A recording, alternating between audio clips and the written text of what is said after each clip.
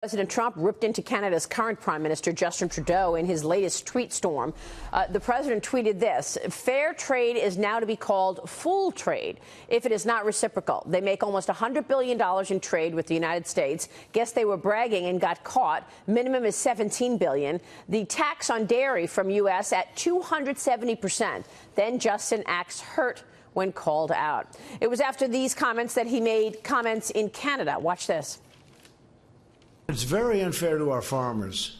Our farmers are essentially, whether it's through a barrier, non-monetary barrier, or whether it's through very high tariffs that make it impossible. And this is all over the world. This isn't just G7.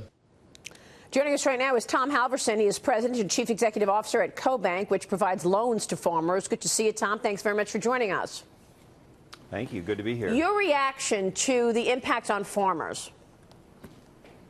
Well, the trade situation that we're in right now is really starting to have an impact on farmers and ranchers around the country.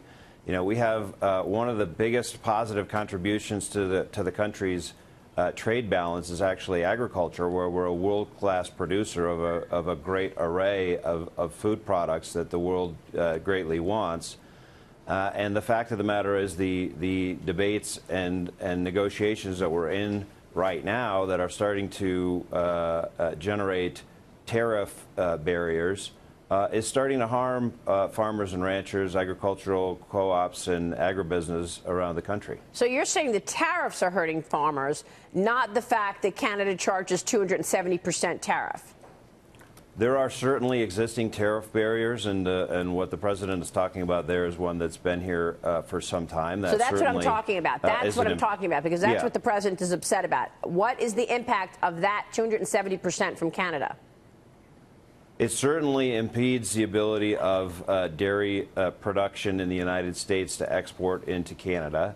Although I'd ask people to look at it in the broader context of the aggregate bilateral trade arrangements we have with Canada, not just in dairy, but in all types of agriculture, and our agricultural exports as a whole around the world, where Canada, Mexico, and China represent 30% of our agricultural exports, which total approximately $140 billion a year on a global basis.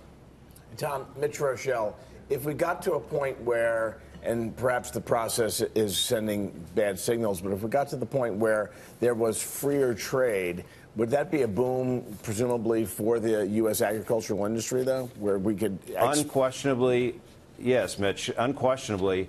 You know, one of our greatest comparative advantages as a country is agricultural production. We have tremendous benefits, natural benefits and other benefits. We're incredibly productive. We've increased agricultural productivity in the United States by 50% in my lifetime. We've nearly tripled agricultural exports over the last 25 years. And by 2050, we think there'll be another 2.5 billion people in the world, predominantly the increment being in Africa and Asia, where we will have dramatically expanded export opportunities if we are able to negotiate, access to those relevant markets on a freer and fairer basis in the future.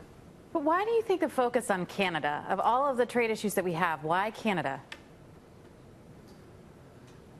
I think it's a function of the fact that we're having this meeting just happens to be occurring right now. There has been discussion about this over the last 6 to 12 months, specifically with Canada around dairy. I just think it happens to be a function of the fact that the G7 happened to be now, and it was a subject that came up opportunistically at the present time. Yeah, maybe, but the fact is we've got a surplus with Canada. That's why Lee is asking, why Canada when we have a surplus? We've got deficits everywhere else.